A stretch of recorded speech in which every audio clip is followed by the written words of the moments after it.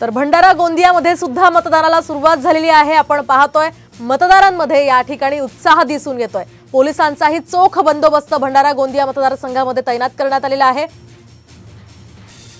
भंडारा गोंदिया लोकसभेच्या निवडणुकीला सुरुवात झालेली आहे। मी सध्या आहे भंडारा जिल्ह्यातील सुकडी या गावात। सुकडी या गाव नाना पटोले यांच्यासह गाव आहे। नाना पटोले काही वेळातच इथं मतदान करणार आहेत। तर भंडारा आणि गोंदिया जिल्ह्यात 2133 मतदान केंद्र असून 18,27,000 मतदार राजे मतदान करणार आहेत।